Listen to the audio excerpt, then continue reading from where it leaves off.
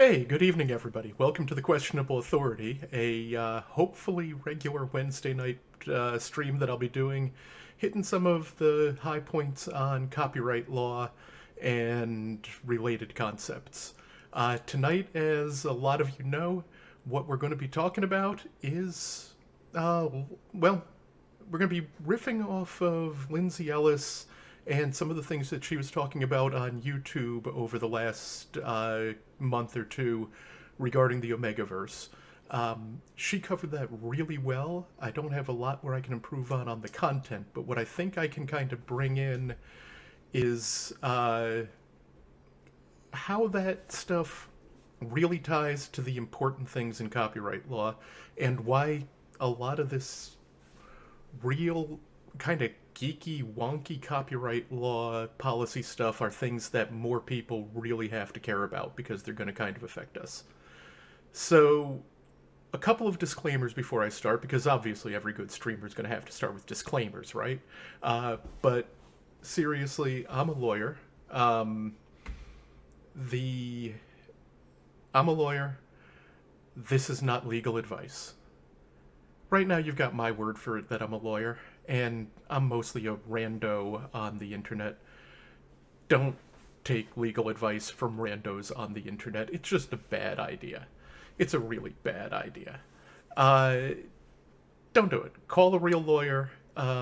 If you need one, there's lots of folks who happen to, be lawyers. You can find them on Twitter. You can find them in the phone book. If you need legal help, go to a lawyer. If I find out that somebody does something because I said it was okay on this stream, I'm going to be displeased, and you're probably going to have some problems. Second disclaimer, my skill as a streamer is not wonderful. I'm really new at this. You can tell my high-end professionalism by my intro, which I don't got, my outro, which I don't got. Too many fancy frames and things. What I got is the basic stuff that I got with Streamlabs.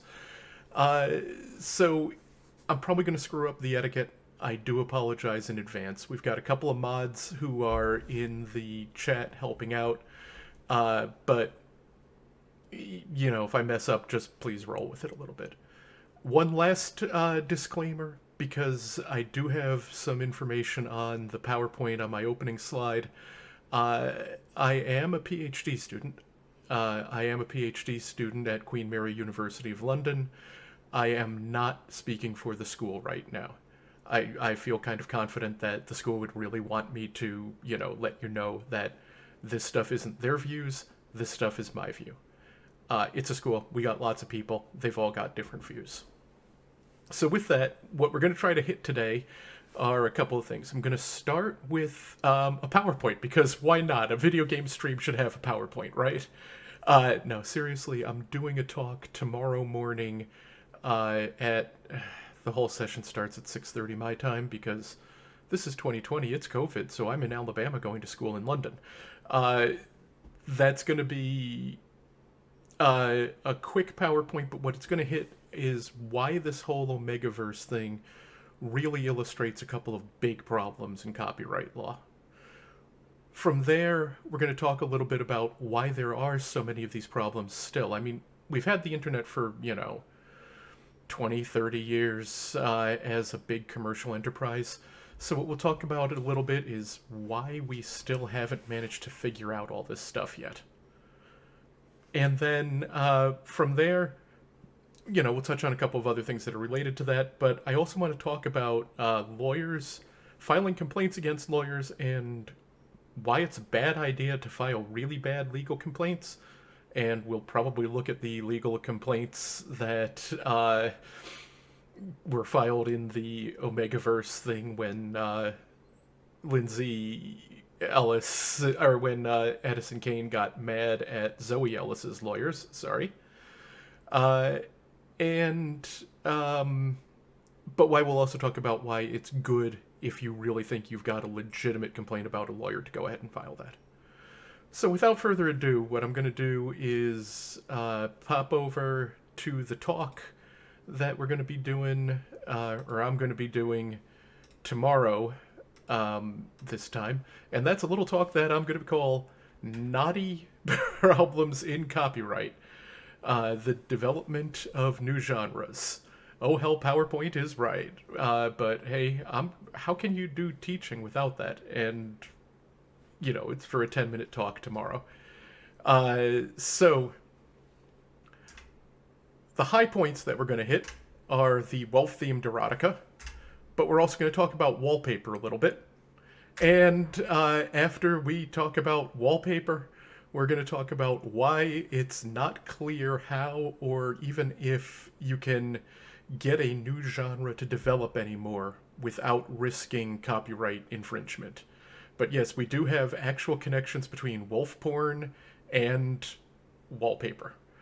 And that's, yeah, going to take quite a turn there. But we'll start with the wolf-themed erotica, because why not? It's a Wednesday night. Let's have some wolf-themed erotica start. Now, when I say that, of course, we're talking about the Omegaverse, or ABO, Alpha, Beta, Omega Fiction. This is something that I now know less about than a lot of people probably who are listening to me on this stream, but way, way more about than I ever thought I would know before I read this New York Times article, when I first read the New York Times article back in May. And because I feel like not only are they a more reliable source than me, but they're a source that I can dump all the responsibility for saying these things onto, we're going to go with the New York Times description of the features. These are the features that were allegedly in common between the two books that were at the center of the legal dispute in that case. So those books both have alpha men who are overpowered by the scent of omega heroines and take them hostage. They have women who try but fail to suppress their pheromones and give in to the urge to mate. Sniffing, purling, and growling couples. Nesting in den-like enclosures. Biting the necks to leave claim marks. You can't go for a fingerprint or a tattoo. I still haven't got that.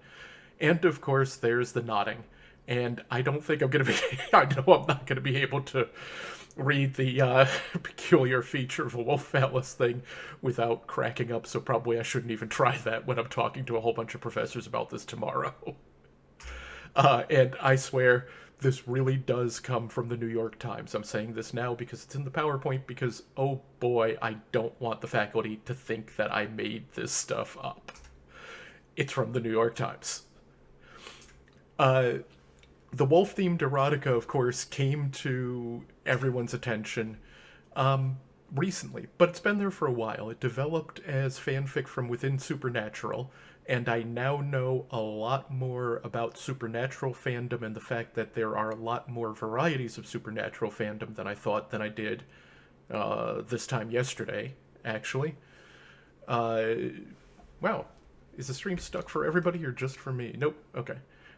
So it developed as fanfic from within Supernatural, and specifically from within the real person fanfic in Supernatural, which was apparently fic based on the actors, not the characters. But it's spread across to a whole bunch of other related fandoms, and from there it spanned into so many fandoms that let's just say Rule 34 and kind of leave it there, right?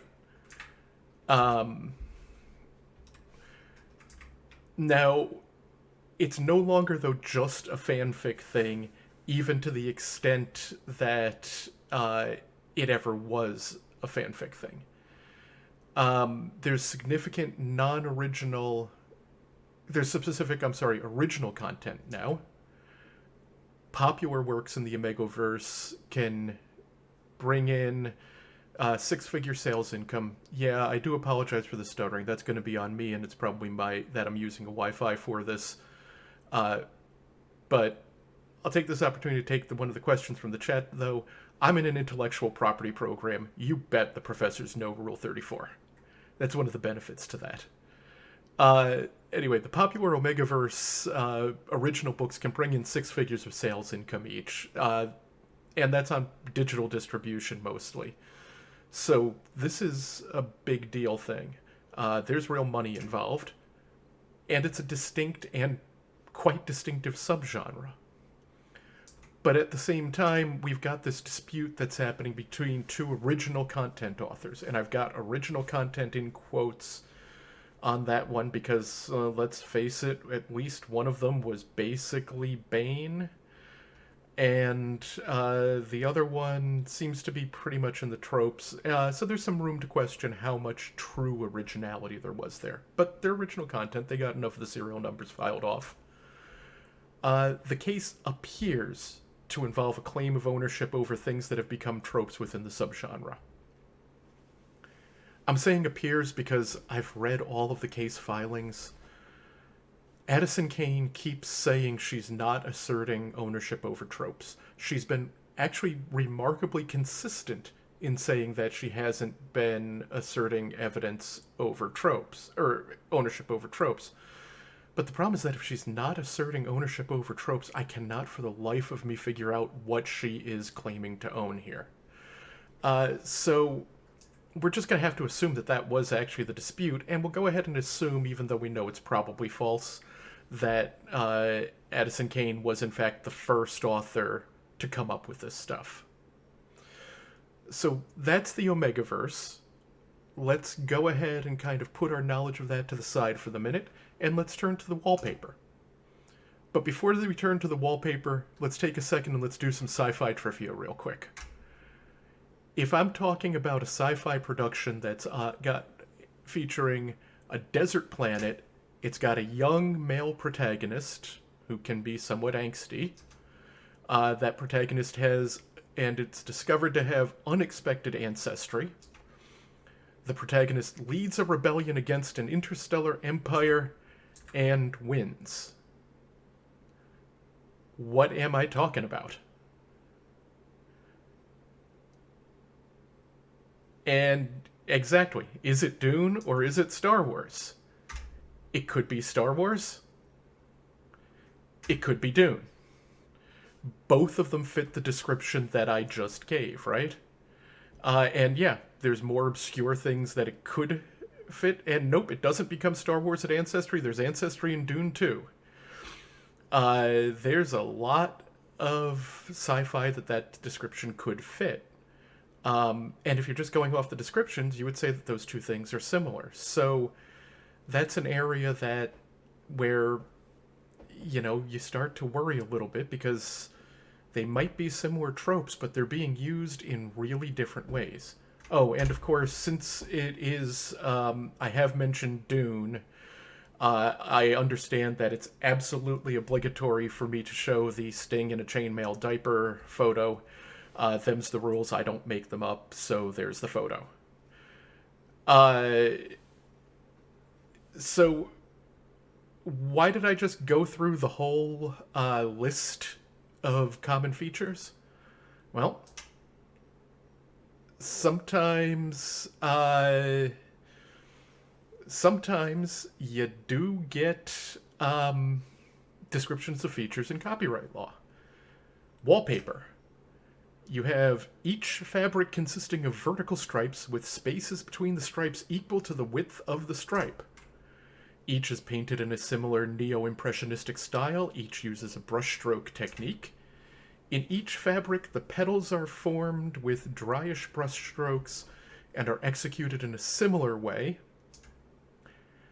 What I'm quoting from there is an English House of Lords, before it became the UK Supreme Court, an English House of Lords case from 2000 called Designers Guild.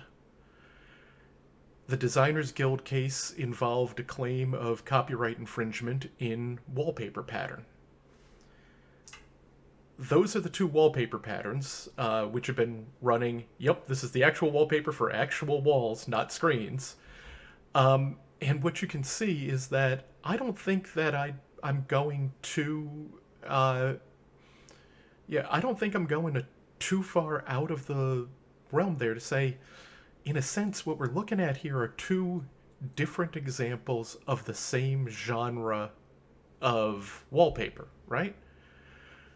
I mean, okay, the color match might push it a little bit towards being copy-ish, but these are different. They're not completely identical to each other. There's differences in the size of the flowers. There's difference in the shape of the flower petals. There's differences in the shape of the leaves. On the one over on this side, you've got, much more in terms of these long green shapes, which are completely missing over here. And I don't think any of us would say that this is an incredibly original wallpaper pattern, right? But the House of Lords reversing the English Court of Appeal, which in turn had reversed the... Yeah, so the Court of Appeals got reversed by the House of Lords, and the Court of Appeals had reversed the trial court. But ultimately, they decided that the second wallpaper was the copy of the first, and this was on copyright. It wasn't a trademark case. It was a straight-up copyright case. So when you start to see that you can kind of break two wallpapers with this kind of difference down to a list of similarities, the same way that you can break similarities between Dune and Star Wars down into a list that makes them seem a lot more similar than they are, it starts to get concerning. And here's why this brings me to kind of worrying about new genres. Let's start with this. Everything's got to start somewhere, right? I mean, okay, many physicists disagree, but everything does start at some point. And the idea between idea and expression really... the idea between idea and expression is really hard to discern. That matters because if things are ideas, they're not protected. If they're expressions, they are, right? But is a nodding human phallus an idea or an expression? Is lying in the nest with the slick... This is 2020, I can't believe I'm saying these things, but is lying in the nest in the slick an idea or an expression? It's a hugely, hugely important thing in copyright law, and yet it's really hard to know the difference between ideas and expressions when you're starting to break things down. And I'm not the only one who has trouble, drawing a line between ideas and expressions. Judge Learned Hand, who is still the man with the best judge name of all time, outstanding judge, but one of the things he said in a famous U.S. copyright case was, nobody has ever been able to fix that boundary and nobody ever can. But we use the boundary. We make the boundary critical. And here's the problem with calling something like a nodding human phallus a trope. If it's the first time, it ain't a trope yet. I mean, basically by definition, right? So this is a lot of why I'm worried about copyright kind of blocking new genres, especially if we let people claim things that, have become tropes based on they're the first ones who came up with it. Because, by the way, we've got at least one prior case in the US where something that later became a famous trope got copyright protection. 1868, the courts protected something that was called the railroad scene. And when we're talking about tropes, this railroad scene that was protected... You know what? I'm just going to go ahead and I'm going to show you what that railroad scene was. We're talking about, they said this railroad scene was copyright protected. The copyright protection kind of, it was for the whole scene, including the rescue at the last second before the train, but there was copyright protection in 1868 for this particular scene. And that scene went on to become, I think, the tropiest trope that has ever troped. I mean, it is the trope of all tropes. And because it's the trope of all tropes, it's been used for so many things. I mean, we've got a furry Bless, I love that photo. I couldn't, as soon as I saw that, I was like, that goes in there. But we've got like an old woodcut photo. We've got Dudley Do-Right of the Mounties. We even have the French railroads using this as an ad for taking the train to the south on the TGV. And I really don't know why they thought that would be a great ad for train travel, but apparently they did. But this was a trope where if it had still been protected by copyright when silent films came along, things could have been really different, right? I mean, it wouldn't necessarily be a trope. People would have maybe had to come up with something different. Uh, it's so it's weird. And remember, in 1868, copyright protection lasted a lot less long than it does now. You lock up a trope and you lock up something in 1868, you're locking it down for a couple of decades. You lock something down now, you're locking it down for lifetime of the author plus 70. So we've had other near misses come up with this kind of thing too. Tribbles. Tribbles are absolutely tropey. I mean, they're furry, they're cute. If anybody knows a Star Trek original series episode, they probably know the trouble with Tribbles, right?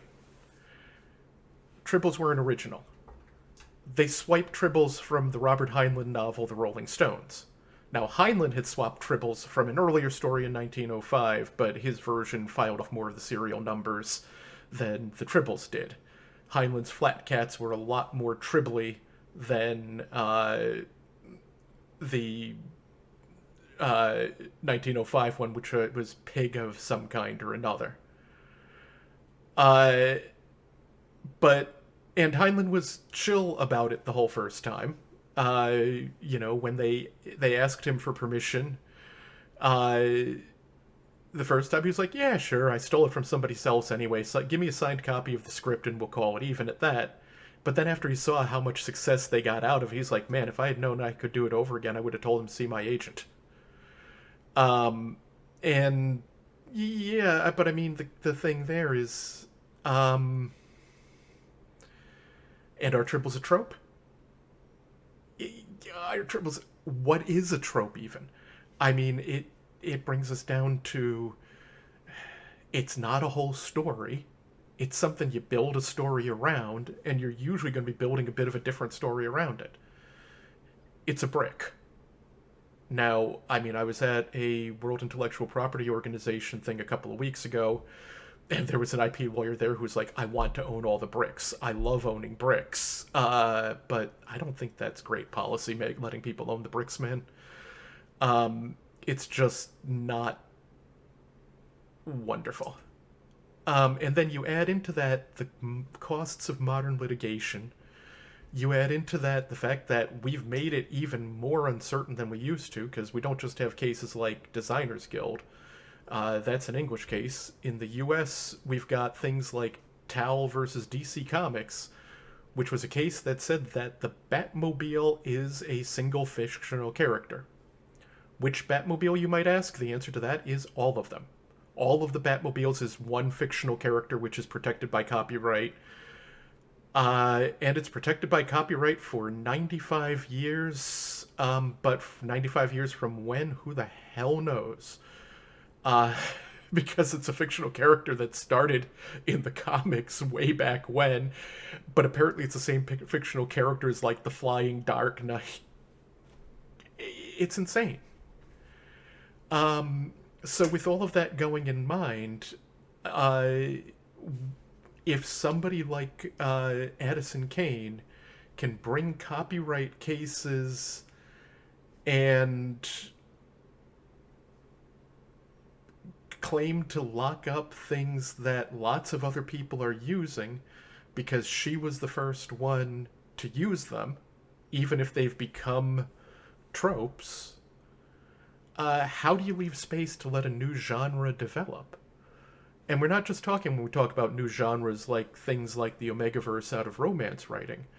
The whole genre of cyberpunk is, depending on where you date it from, it may be younger than I am.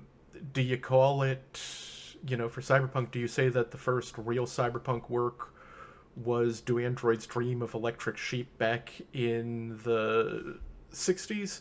Or do we say cyberpunk really got off the ground with Neuromancer and Blade Runner in the early 80s? Um, but in either case,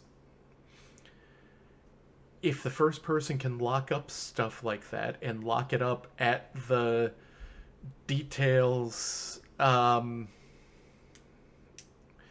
if you lock it up at the detailed level of individual tropes, that's kind of an issue sometimes. Now, looking at the comments a little bit here, since I'm asking for questions, and hey, yeah, so Lindsay Ellis says she didn't invent tropes, and she's stated she didn't invent tropes, and she claims she's not claiming copyright in tropes. But the problem is that I'm not a literary scholar, or not much of a literary scholar, but I am a copyright lawyer. I keep reading the complaint in that case, and if she wasn't claiming ownership of the tropes, I don't know what she was claiming to own. I can't see anything she was claiming to own there that was conceivably infringed. So I keep coming back to it as either it was a copyright case that had no foundation whatsoever, or there was copying of the tropes. So I don't know how to call it. So what I'm saying is that for the sake of argument, let's say that it is the tropes. Here's why it's bad to let people claim ownership in tropes. Here's the policy reason that that's an additional kind of issue. But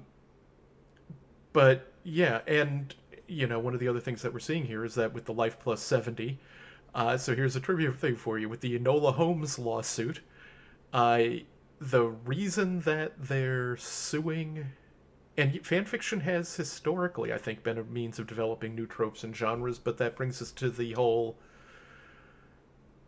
what's not fanfiction when you get right down to it?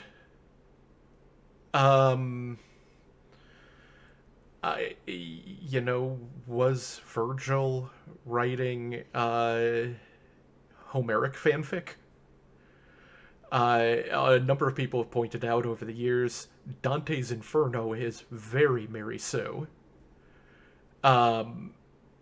So, there's a lot kind of going on with that. And then, but then with the Enola Holmes case, before we kind of move on, the reason that they're claiming emotions in Sherlock Holmes is something they own was because there was a weird copyright case involving the Sherlock Holmes character a while back where the court said basically the character is going to be falling out of the public domain gradually, so you can still own things that only appeared in the stories that are not in the public domain yet. So that's how they're trying to leverage that, by claiming that it's a version of Holmes that could only have come from the later stories. I think it's kind of a dangerous claim, but I can completely understand why they're making it. Anyway, I'm going to drop out the PowerPoint portion of this in a second, because that was, fortunately for everybody, all the PowerPoint part of it that I had. But I hope, that part of it starts to kind of show you why I'm worried about where things go with cases like the Omegaverse, and why I think it's important for us to follow these not just as kind of bonkers lawsuits, but as things that can kind of lead to threatening what we can do and what we can say. And that's kind of an issue. Now, one of the other issues that comes up a fair amount here is, or a fair amount with all of this, is why do we have so many problems going over this stuff? A woman who's she's a professor at Harvard Law now, Rebecca Tushnet, wrote an outstanding paper about fan fiction from a legal perspective in 1997. It's been the basis for a large amount of work since then. There have been many, many other papers that have been written on this, and I'm still doing a whole PhD on it, and my PhD has basically become, why have we spent 20-something years talking about fan fiction in the law, and yet we're still trying to figure out how we've not solved fan fiction in the law. I'm still putting together my thoughts on this. I've got almost a year before I've got to turn in the book length writing on this. But something that I wanted to, kind of show you as food for thought is this tweet poll that I ran a week ago and just finished today. Now,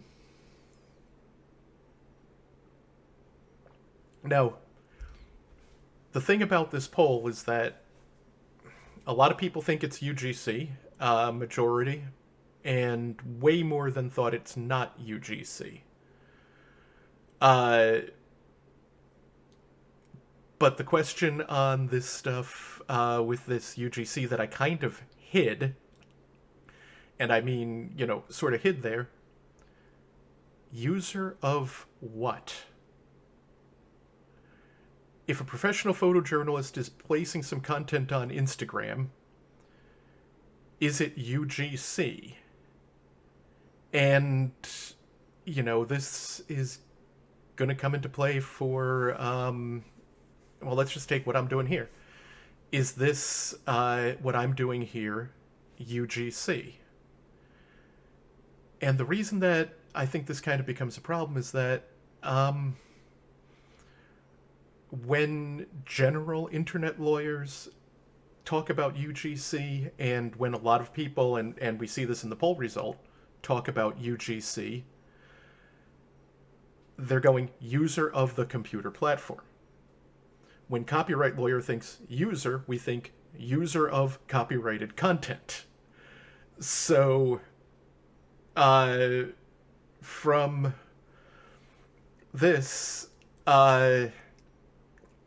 it gets kind of strange, right? I mean, from the perspective of general internet law, what I'm doing right now is user-generated content. From the perspective of copyright law, what I'm doing is not user-generated content. I'm doing original content.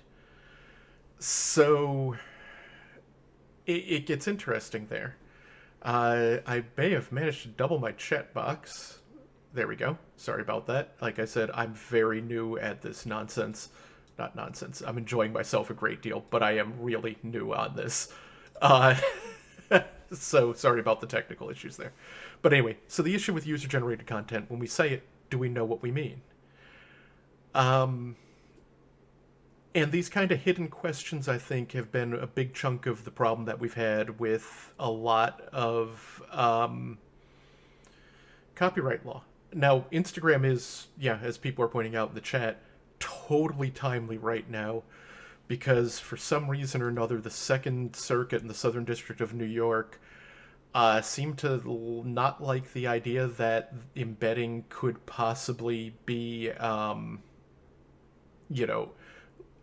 implied license or licensed use, and that's going to make a lot of people bonkers for a while, I think. It could change it. But yeah, I mean, so, you got some things there that we've hidden. But if we're going to talk about content there and user-generated content, it might be helpful if we make sure that we at least get all the lawyers on the same page and everybody's talking about the same thing when we use the same word, right? And that's something we've been pretty bad about doing. So that might be one of the reasons that we've still got some problems. But there's another one. Now, I was hugely touched, some fan art from my stream last Friday when I did the reaction to Lindsay Ellis's video with the really crazy lawyer letters. I love this fan art. It's absolutely gorgeous. Shout out to either Zyros or Zeros Lion, because I'm sorry I did forget to ask how to pronounce the name. But if we do a copyright analysis on this fan art, what we've got to say is that absent fair use, and I'm just going to shift the photo a little bit so that the thing shows up better there. Absent fair use, this is potentially infringing.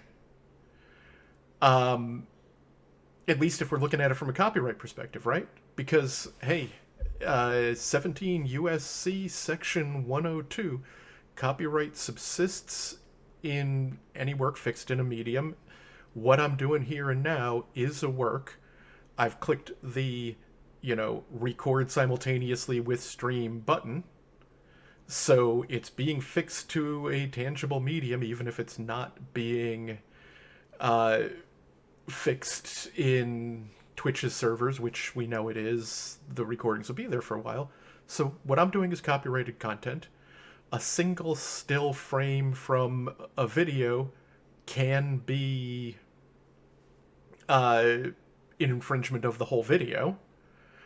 And a picture of a frame is a derivative work of the frame. So without fair use, and as Icarus has just pointed out, in most European countries they don't have fair use. It's true, there are some other exceptions that might cover, but they might not. And how criticism and things works is simple. Instead of a very flexible exception like fair use, they've got a lot of less flexible and more rigidly defined exceptions, including most of which are variations on what they call fair dealing. Criticism falls under fair dealing. Caricature falls under fair dealing in most European countries, so this would probably be covered as an exception. But, the question that I'm asking myself, though, right now, is why am I doing a copyright analysis on this at all?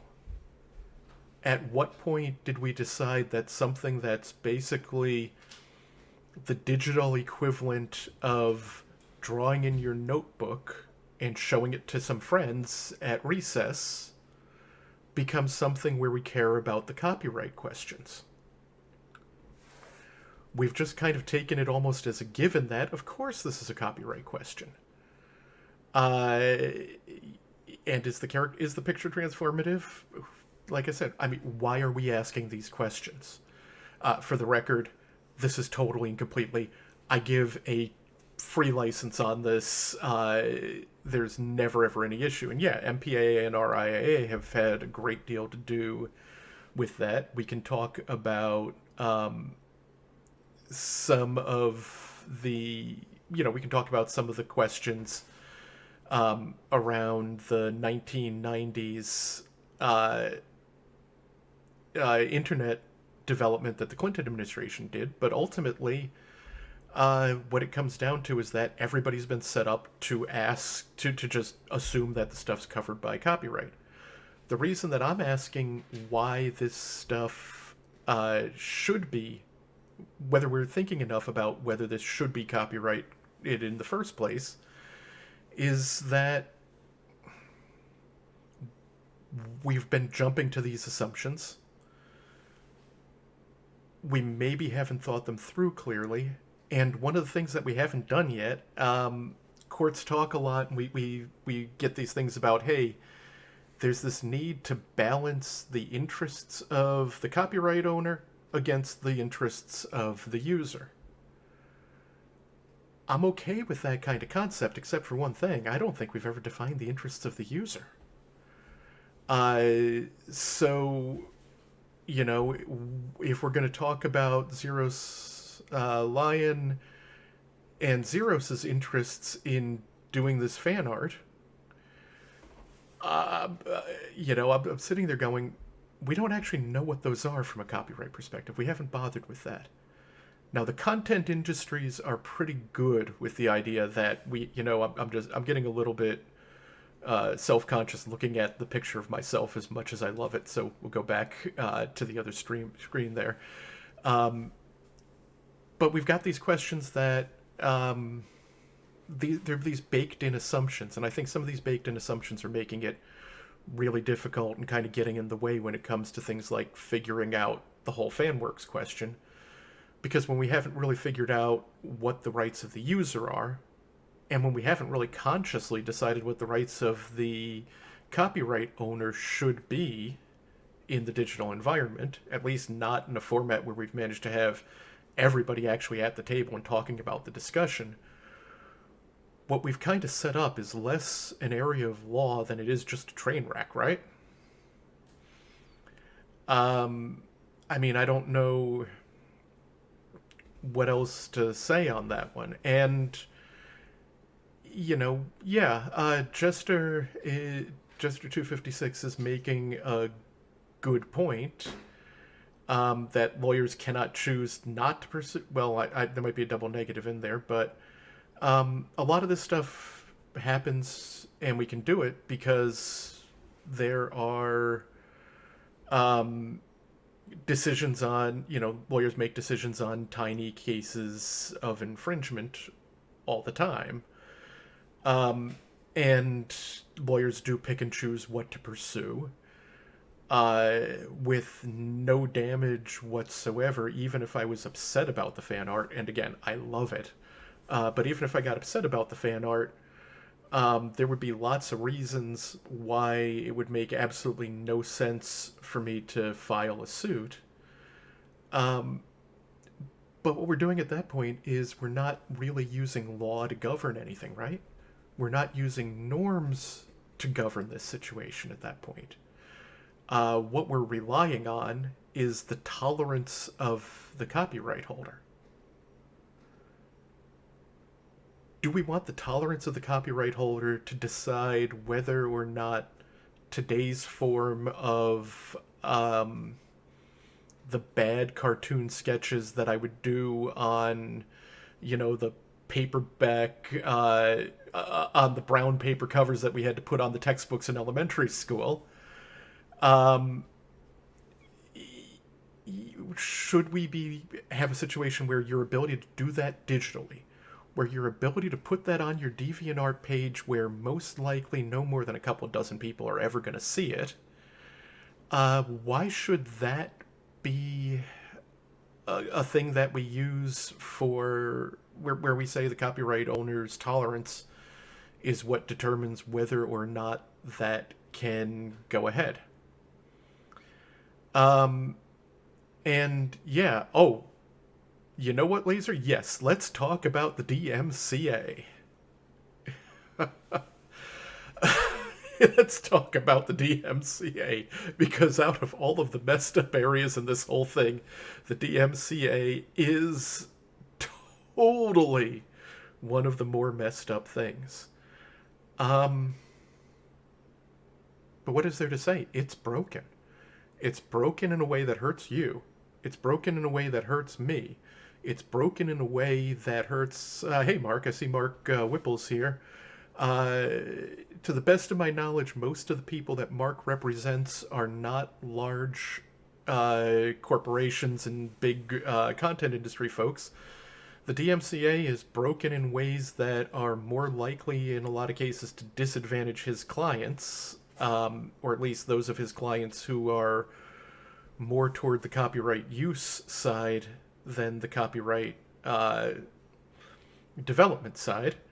The only people that DMCA is really benefiting right now are two groups. They're benefiting the platforms.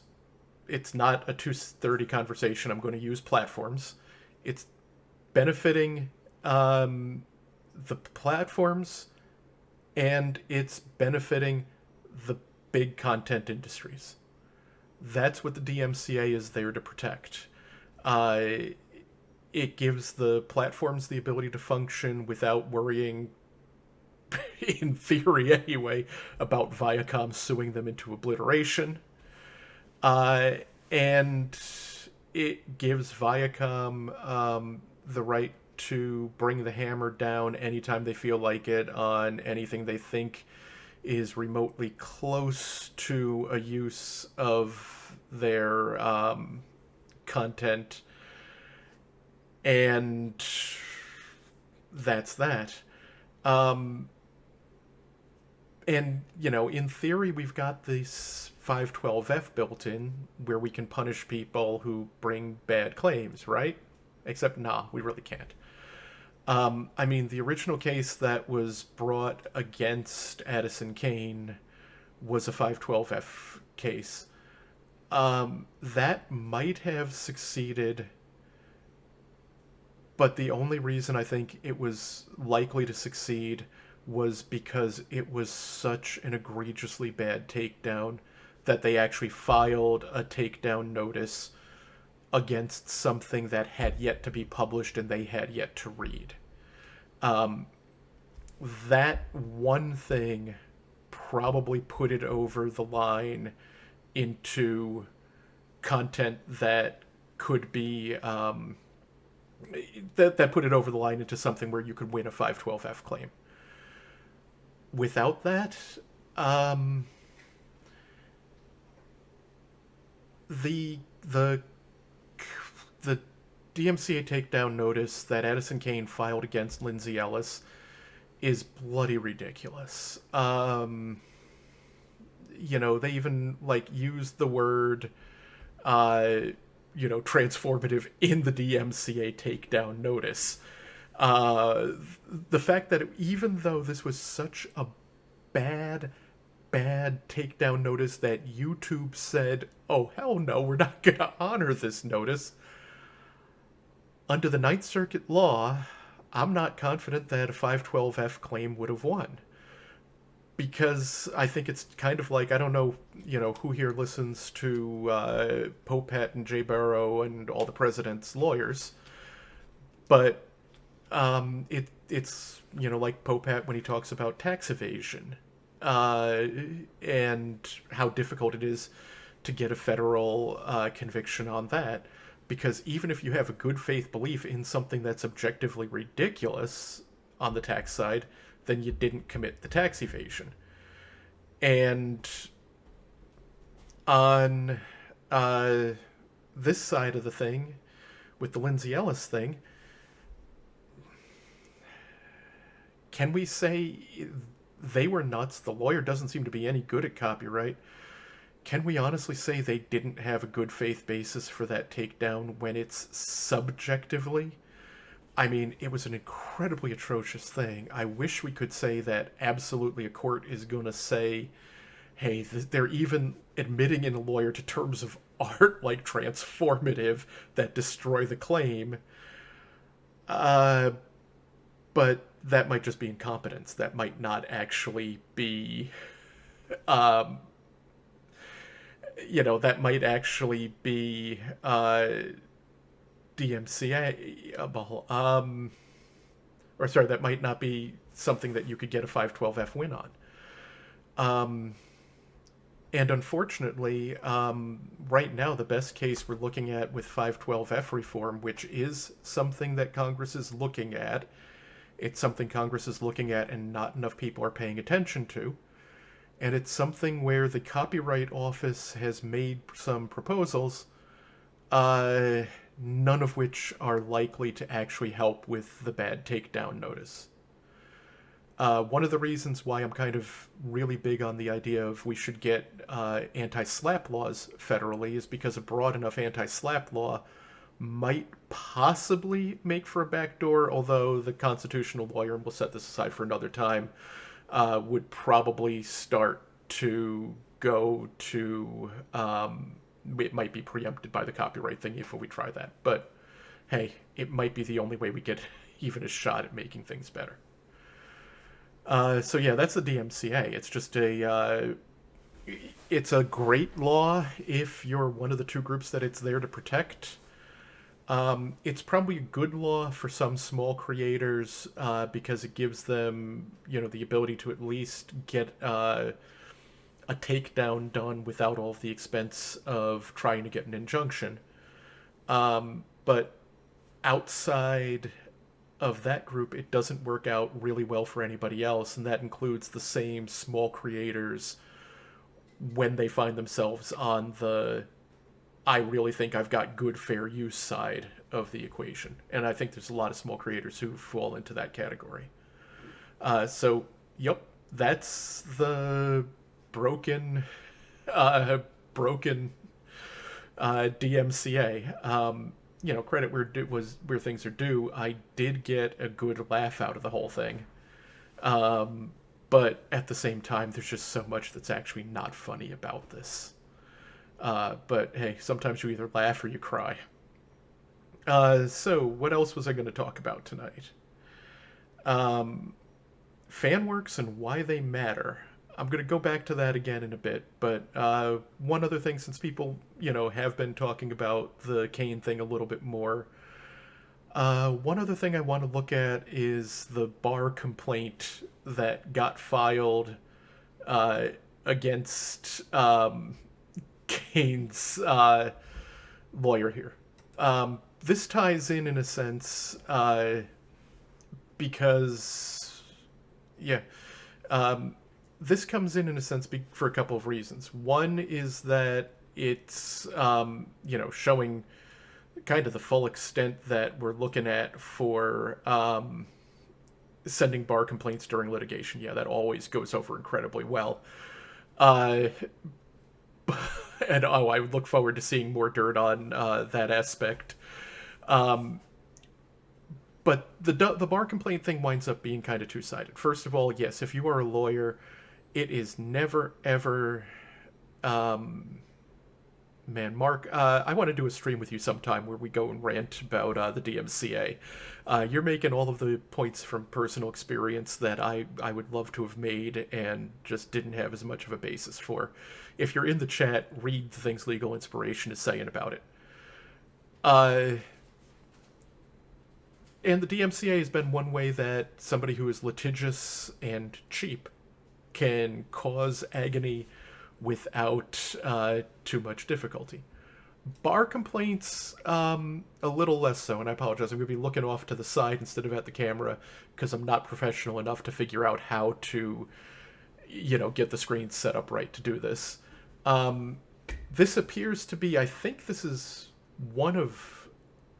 a bar complaint, but I do not think it's the only bar complaint that's been filed. And the reason I'm saying that was because there was reference in one of the EFF letters that I saw to a bar complaint that had a different number.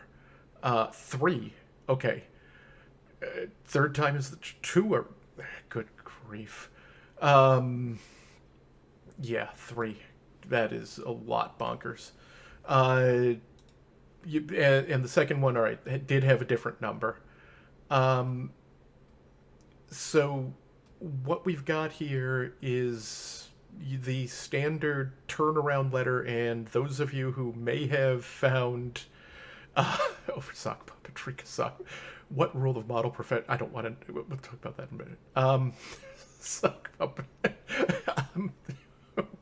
I can't. I'm sorry. I'm sitting here and I'm really tempted to go.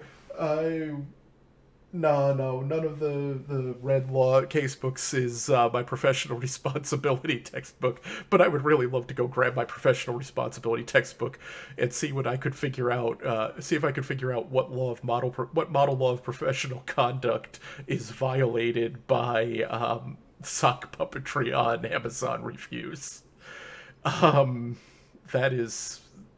That is absolutely hysterical. And before I go on, let me just say one basic thing about bar complaints in general before I go to the specifics on this one. I expect this to be ludicrous. But that said, if you think that I do something wrong as a lawyer, I would like, and I'm sure the people at my state bar would like it, if you do your research to the best of your ability and really kind of make sure that you've got a good basis for thinking that I've done something wrong. But if you've done that, if you think that I'm being unethical in a way, a bar complaint might be completely appropriate. Now, if this leads to a whole bunch of unfounded complaints against me, one of the guys in my study group from law school is one of the guys from my study group in law school is actually one of the lawyers for the disciplinary council in Hawaii, where I'm licensed, and I may have to buy him a meal or two if that happens. But in all seriousness, if you think that an honest, lawyer is being unprofessional at a point where it's unethical, please do your research, look into what we can and can't do your best to make sure that we're right so that you don't waste anyone's time, particularly your own. But I don't want you to be afraid to file a complaint because of something what I said. We're a self-regulating profession, and regular people keeping us honest is not really enough, but to an extent it's kind of it's a lot of what we've got for our regulation. So don't be afraid if you think it's required to do it. That said, this one basically, they got the same kind of form letter that those of us who followed Greg Doucette's Threadnought saw with some of the complaints against the really, really bad lawyer in Texas, which is kind of a general form letter that says, yeah, this doesn't even hit the point where they need to respond. It's just not there. But we also get to see with this what the contents of the complaint actually were. So it's filed by Blushing Books, basically, ABCD Graphics. By the way, I'm pretty sure, yeah, seriously, on the scanner glass. I'm pretty sure ABCD Graphics is the kind of name, if you're thinking about going into business, that your trademark lawyer would prefer you not come up with. But scrolling down, most of this is just basic and... Okay, hang on. Alright, so have you filed a grievance about the attorney? Yes. Wait, so this is the second... This one's already the second grievance, okay. Oh, and they filed an appeal. Oh, very nice. So the attorney was hired or appointed to represent a foreign company author in a dispute with my company and author. It's unknown whether she was hired or has simply volunteered her services. By the way, that doesn't matter. That's one other thing. If I'm working for you pro bono, you are absolutely entitled to every last bit of my skill that you would get if I was working for full billing rate. Pro bono is not a second class level of representation. You're supposed to be getting absolutely the best when you hire a lawyer every time. Sadly, it doesn't work out that way a lot of the time, and it's one of my pet peeves, but you're supposed to be getting good, competent representation. So what is your connection with the attorney? I have received cease and desist letters from attorney. I have advised attorney that because of her past history with my company and with my author, I do not consider her involvement with this case proper. Yikes. And I mean, yikes. And yep, Mark's absolutely right, by the way. This is that whole you're entitled to my best if I'm working for you pro bono is why I made it kind of clear at the start of this stream that I'm not working for you pro bono at the moment. But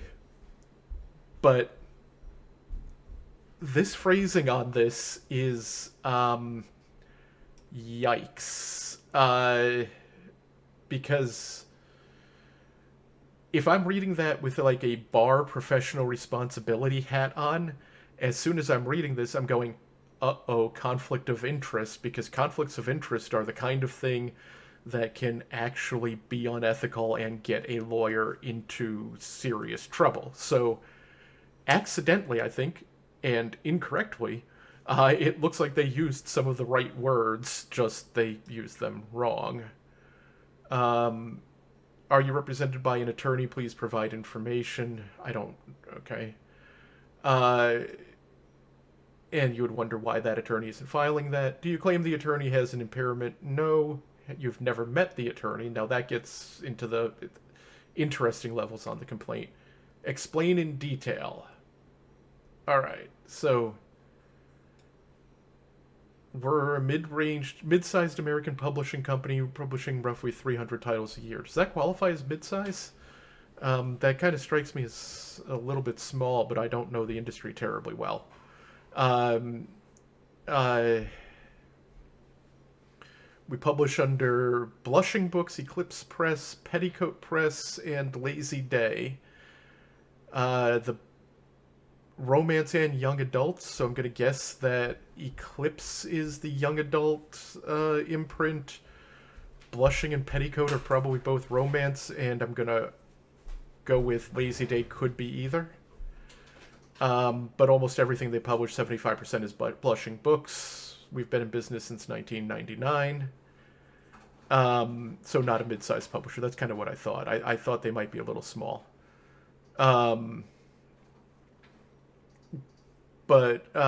let's see what happens. Okay, the lawyer participated in Blushing Books' ARC program. Advanced reader copies do not make conflicts of interest, y'all. They just don't. Um, I don't know how to put that in any other way. I mean, as a lawyer, if I'm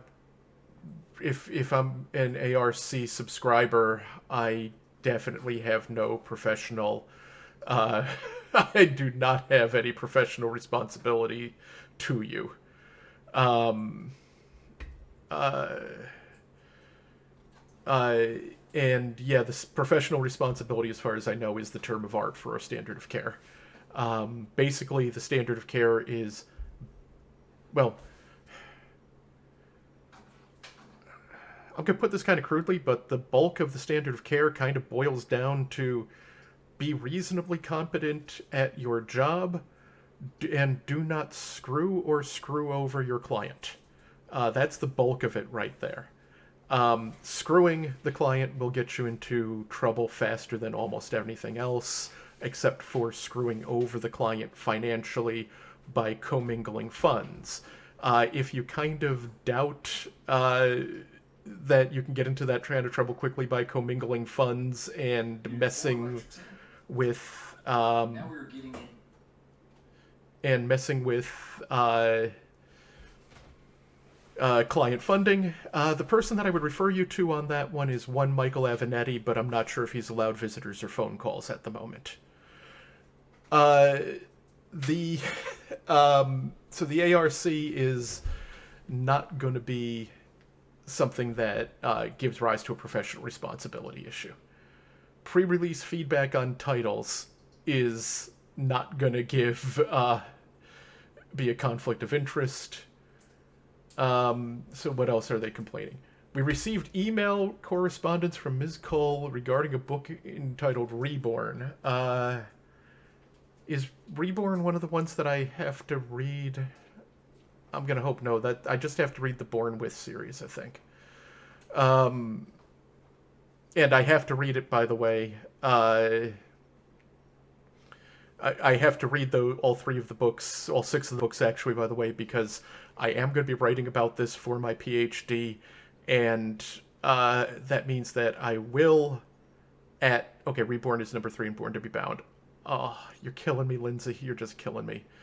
Because the thing about this whole PhD thing is that in the UK, you get an actual examination on your PhD at the end. It's not kind of the formality the way it is for some PhDs in the US. And there is absolutely zero chance that the examiners fail to ask, so when you read these books, and I reluctantly had to come to the conclusion that answering that with, yes, I read those books, is the less bad answer than I didn't read these books. But I digress. Apparently Ms. Cole got mad about the ending of the book. And if I remember from the deposition transcripts, I'm just thinking back, because I only skimmed that. They die at the end, right? Okay, so this is going to be about happily ever after. And Sorry, Jester, your complaints keep popping into my eye, and I'll try to get to them. Like I said, I'm bad at this, and they're popping in with my feed. But yeah, it's not romance. It's because it's not happily ever after. That seems like a fair critique to me, actually. I mean, if happily ever after is like a core trope in romance, then probably you mess with then probably you mess with that trope at your peril, right? Especially if you're sending out ARCs. Um, the book was published with no change. Okay, so the ARC reader suggested a change. You didn't publish it with a change, and then the ARC harassing and bullying by leaving comments on good reviews. This is literally a bar complaint about arguing in the comments section on Amazon.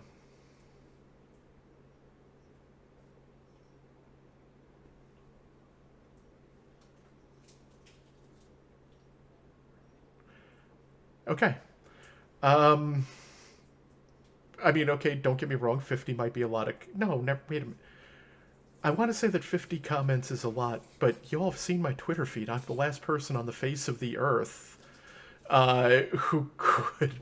okay, maybe it didn't even happen, but I'm like the last person on the face of the earth who's in a position to say 50 responses to comments is too many. um, yeah. So yeah, no, I'm not going to throw that rock at that glass house. Negative comments on some of other books. Uh,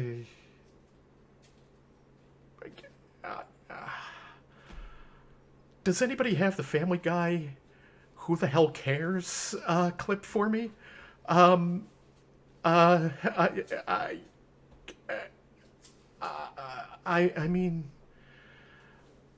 I'm being generous here. I'm going. This is a company that was advised by counsel, presumably. I would hope, by the way, if you're going to file a bar complaint against a lawyer and the lawyer is, you're involved in litigation with this lawyer and you have a lawyer, talk to your lawyer before you file a bar complaint, please, because it's the kind of thing that can blow up back all over your lawyer if you don't. Um, but presumably she's advised by counsel. I'm trying to be generous here. Technically speaking, just being completely bonkers could be grounds for a character and fitness thing, but it's really not really. I mean, just not this kind of thing. I mean, if you're Jason Lee Van Dyke and you're leaving death threat, and you're sending death threats toward Popat, um, if you're Van Dyke and you're making death threats at Popat, that's a level of online bonkersness that could become a character and fitness issue. Short of that, no. Okay, so and then they clarify that, by the way, Amazon totally let you do what she's doing. If I'm sitting here as like a bar reviewer, uh, it's like, why? Why am I here? Um, Ultimately, Ms. Kane contacted us. Why is Ms. Kane not the one filing the bar complaint? Never mind, it's better that Ms. Kane not be the one filing the bar complaint. We've already seen that. Um, Ultimately, Ms. Kane contacted us because she recognized the handle. Uh, Ms. Kane was understandably upset that a reviewer who was affiliated with her publisher, that's not what ARCs are. Okay. Confession here, because I know that there's, the political wars within sci-fi and stuff, but I do read Bane book stuff a little, some, because I'm into the 1632 thing a little bit, and I like the Honorverse.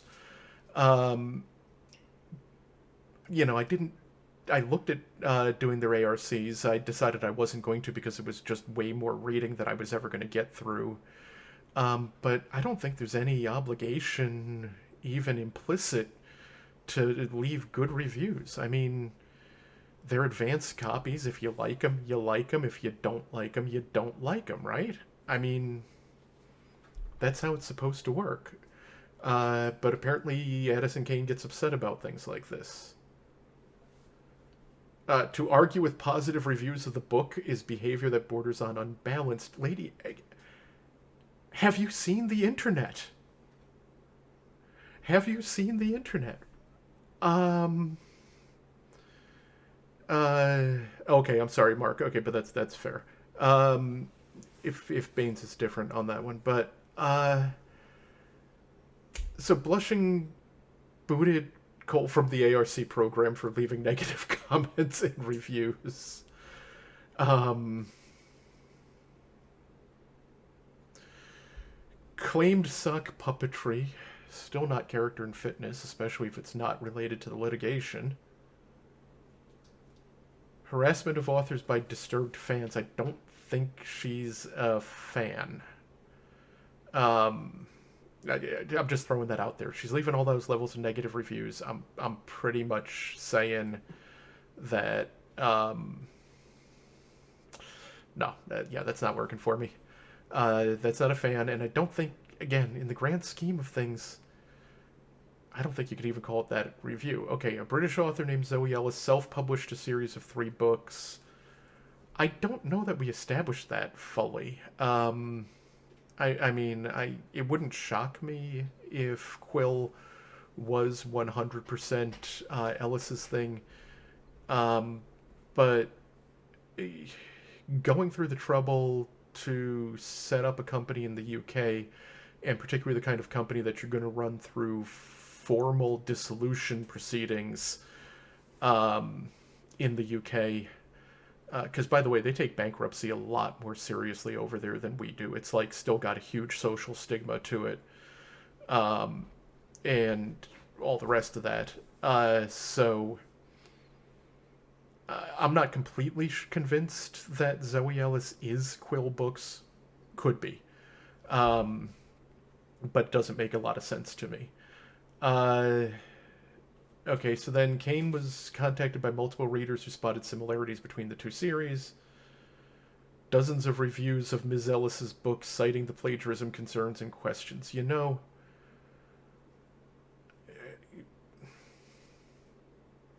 are we looking at projection on the sock puppetry? I'm not going to rule that out completely. Blushing Books investigated. You are Blushing Books. Why are you third-personing yourself now? And you just went from first person to third. Blushing Books investigated, had the books read, and the conclusion was that the plot, story flow, and world building were very similar. I've only read 2 chapters of each so far. I didn't have enough beer for more. But I only read 2 chapters of each so far. But I did a master's thesis on fictional universes. The world building is not similar. Not in the grand scheme of things. The plot through the first 2 chapters is not similar. We'll see on story flow. I actually really do have to sit down and read these things. Maybe after Christmas. I got my continuing legal education credits knocked out early this year, so I've got that time that I really do that. Legitimate copyright and plagiarism concerns. I still haven't figured out what they could be. DMCA, Blushing Books filed DMCA takedown notices against Ms. Ellis' self-published books with everybody in the world. And Apple closed her account. Most of the other... Wait, Apple closed her account but then restored her books? I'm really going to have to sit down with this case file again, and I don't want to sit down with this case file again. I'm missing stuff. Blushing received a cease and desist letter from Ms. Cole. Go figure. It's difficult to imagine a scenario in which Ms. Cole and Miss Ellis would have friends or acquaintances, aside from they're both into romance on this genre. And inserted herself into the situation by offering legal representation. We believe she did this solely to continue her harassment of Ms. Kane. So let's go back to professional responsibility for 1 second here. You might need to be a little bit cautious, and you might need to make sure there's not an actual conflict of interest coming up. But if you do something that annoys me, and I was a litigator, to the best of my knowledge, there is not a lot, and yeah, we can say barratry, but let's face it, that's pretty dead. Um, I can wait in the high grass and look for an opportunity. It's not nice. As Mark points out, it can occasionally be borderline.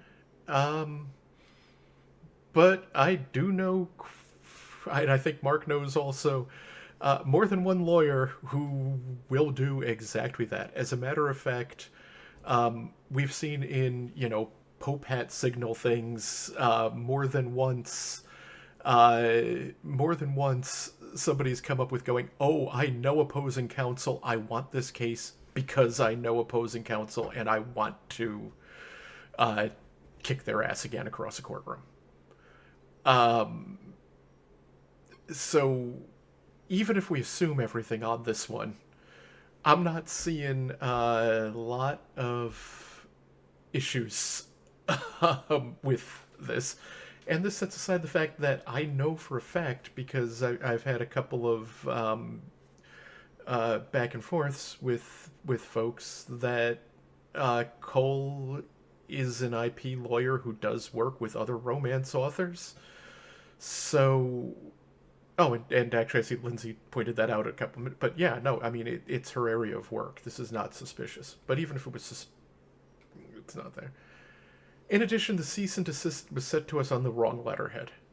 Oh, oops, bad. And yeah, we will absolutely wait in the tall grass if the opportunity presents. I know people who've taken great pride. As a matter of fact, um, there were a couple of cases that were kind of legendary around the law school because they involved payback coming from a lawyer who waited in the tall grass for like 25 years on something relatively small. Um, the letterhead thing is like, I'm not going to ask whether she pulled out the wrong stationery from firm or she left the firms in between, because again, oh my god, who cares? She signed it. Um, just, oh my god, who cares?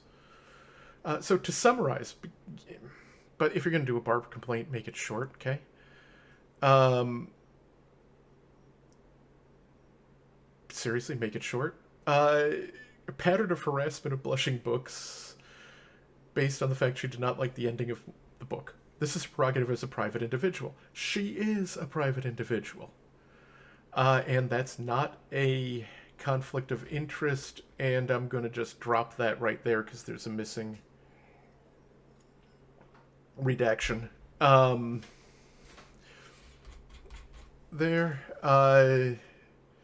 firm with which it happens. I mean, it's bad, be more careful, but it happens. Whether any other of these situations rises to an ethical matter under the Code of the Texas State Bar, I have no idea. This takes me back to what I was trying to say at the start. By all means, if you think a lawyer is doing something that is unethical, please, feel free to file a complaint.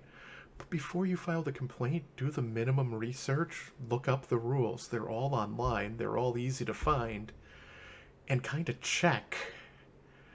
Because you just wrote like 3 pages for absolutely no reason. Um, don't just end the letter with, these are all the things that made me feel sad about this lawyer. Please tell me if these were wrongdoings. Do that research yourself. Okay. Beyond that, and yes, ABCD Graphics and Design is the kind of it's the kind of company name that would make your trademark lawyer cry. Formal ethics complaint against Courtney Milan. This I kind of find really funny, by the way, because as far as I can tell, Courtney wasn't actually... I don't think she was actually brought in as a expert witness or anything. I think they just tried to cite her Twitter thread, which was kind of funny to me and maybe not at the top of things I would ordinarily expect to see in a litigation thing. But I don't think she was even a witness in the case. I think she just expressed a whole lot of her views on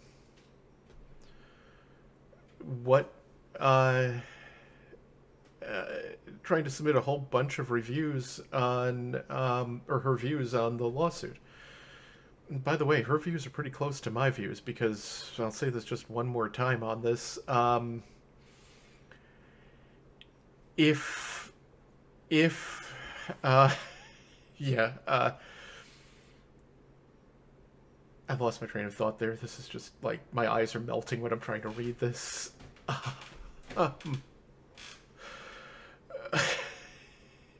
I completely lost my. Oh yeah, ownership of Omegaverse.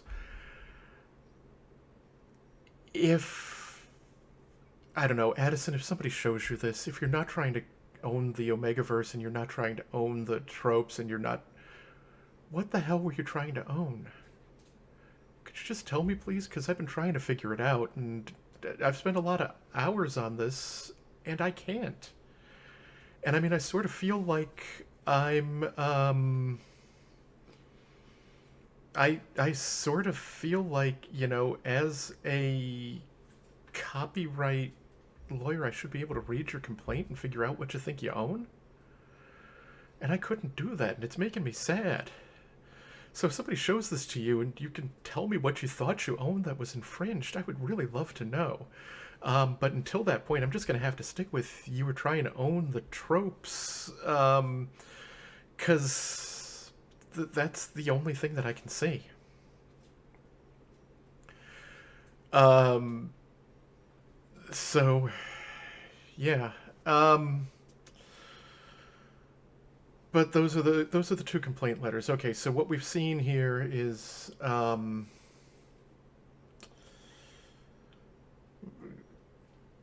Addison Kane really gets mad at people, and she likes everybody to know it when she's mad at people. And if there's a manager that she can complain to, she's complaining to your manager. I'm tempted to do a poll, except I don't know how to do polls in the stream chat. Uh, Especially in the stream chat directly from Streamlabs.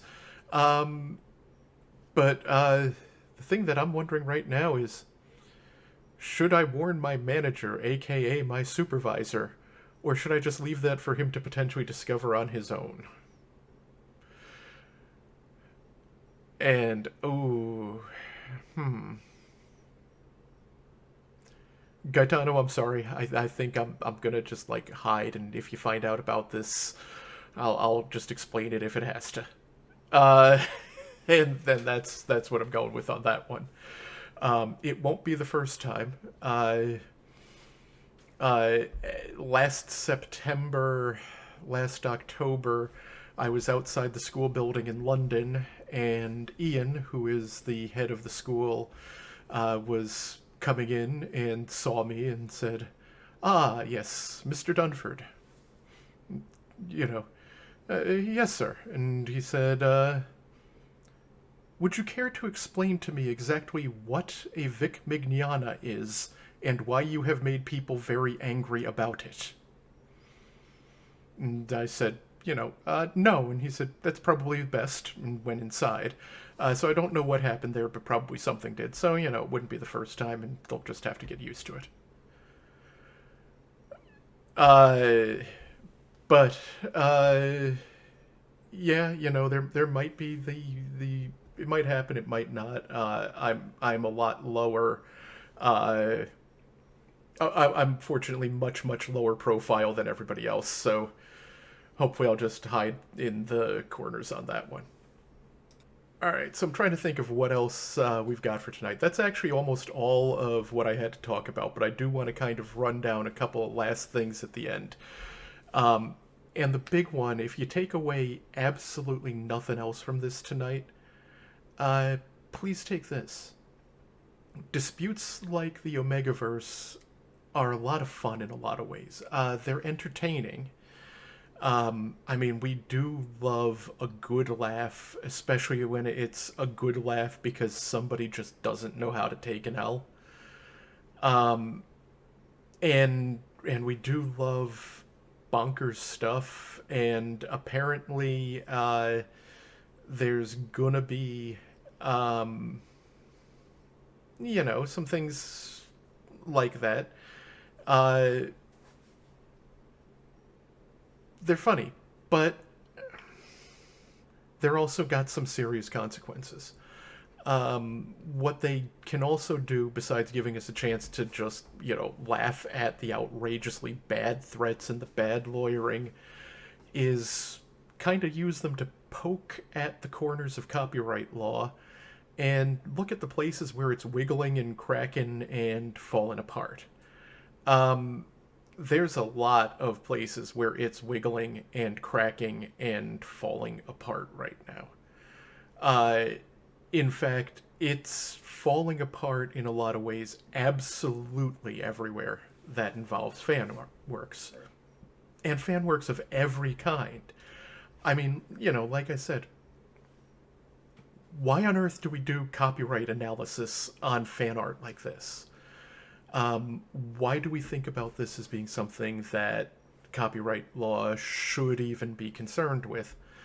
And this is one of the areas of fan works where we've actually got better answers, or the ability to get better answers legally, than some other ones.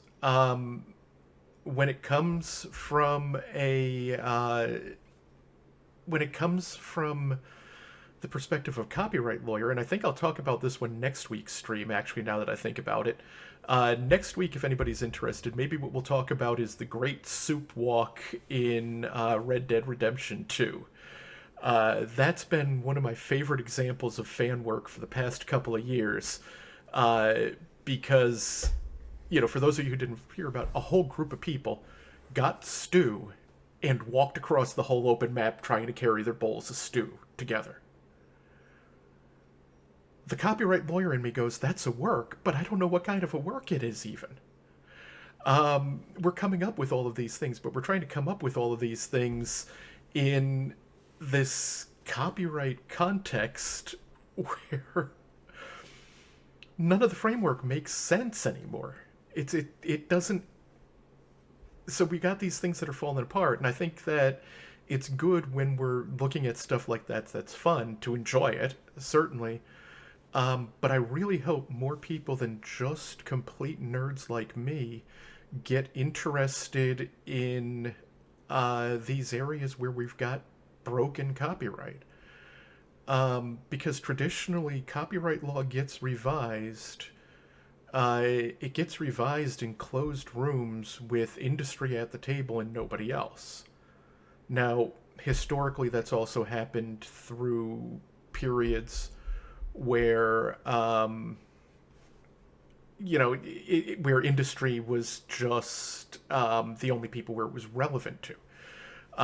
Something that I'm going to be arguing in my PhD thesis, I think, or making the point, is that copyright law really is designed to be an industrial regulation. It's not designed to be everyday people, everyday law. It's industrial rules. But yeah, the room where it happens for copyright has always been new. And, okay, so I'm just going to stop for a second because Jester just said a couple of things in the comments, but one of them is just absolutely perfect. The last one there, the oh gosh, could it be? Before we get there, Jester, there's not a Discord for me yet, because this is... I thought about starting this a couple of months ago and dropped it. I want to give it another week or two, make sure that I stick with it. But if I stick with this past, the second week in November, I'm going to set up a Discord. But the other thing then, the one that's more relevant, is this, oh gosh, could it be that the very recently invented form of entertainment that is interactive media might just present new challenges for existing intellectual property laws? I'm laughing because I'm pulling out a book here. I'm flipping to page 1 of this book, and I'm going to read, As a veteran listener at many lectures by copyright specialists over the past decade, I know it is almost obligatory for a speaker to begin by invoking the, quote, communications revolution, unquote, of our time, and then to pronounce upon the inadequacies of the present Copyright Act, and finally to encourage all hands to cooperate in getting a revision bill passed. The book that I'm quoting from, The Light's Gonna Shine It, is called An Unhurried View of Copyright. It's by Benjamin Kaplan, and it was written in 1966. So this isn't absolutely the first time that new media has presented new challenges for intellectual property law. But legitimately, and I guarantee everybody else has said this every other time, but this one really is different. But the big difference here, in my view, is in that first, it's in the interactive aspect. I mean, this is why I'm doing a PhD in interactive entertainment law. And yeah, 1966. Now, the communications revolution in 1966 is magnetic tape. It's Xerox. Those were copyright disruptive technologies. Around the turn of the 20th century, give or take a couple of decades either way, the disruptive copyright technology was music rolls for player pianos. And this is actually something where it gets dangerous, because it gets really tempting to look at copyright law and look at the history of copyright law and say, yeah, all that's ever happened really is that every time a new technology has come around, we've adapted copyright to the new technology and we've moved on. Copyright started covering books. Then it covered maps and charts. Then, it didn't originally cover adaptations and translations, but those got added. Derivative works is a whole nother can of worms we can talk about in a couple of weeks. They didn't get added until quite late. Music didn't come into play until quite late. Recordings didn't exist when copyright was created and only gradually got in. There were questions on whether a movie adaptation of a screen comes in, of a stage play, comes in. So, all of that happened. But the big difference now, and this is, Turkey, the one and only, my literal entire PhD thesis is on how have we been trying to adapt to fan fiction for multiple decades and yet keep failing. But we do. And the fact that this is interactive media, I think, really actually is the kind of fundamental change that we haven't been thinking through enough yet. Because with all of those other changes, what was happening was that a new disruptive industry came along, and then the new disruptive industry got dragged back in. And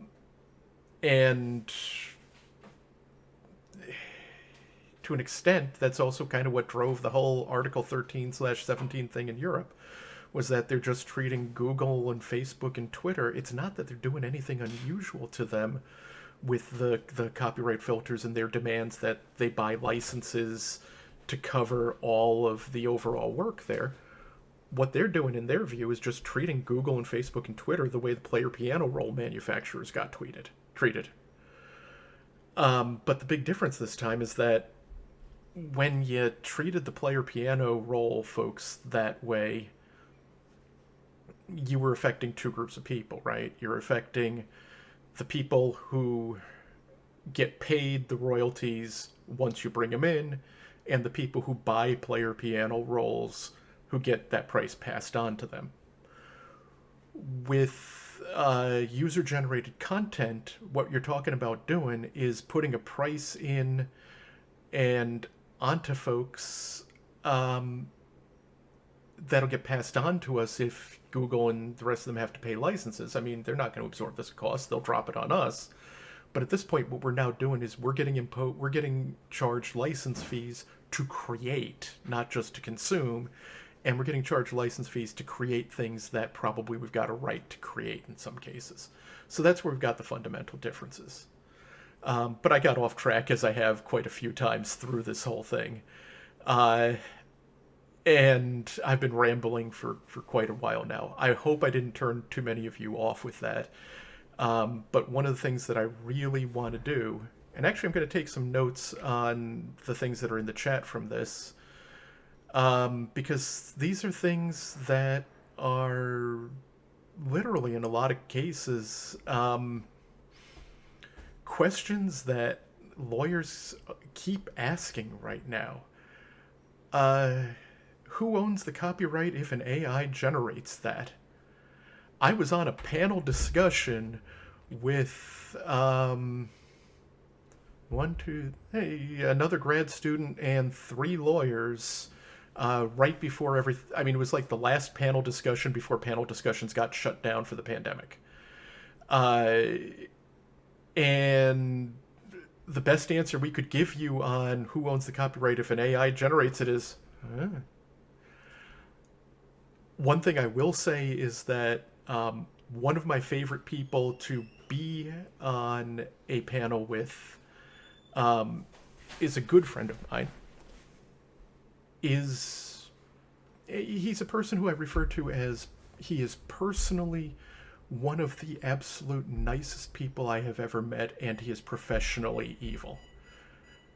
He's a music industry lobbyist, and he's a copyright lobbyist for the music industry in London.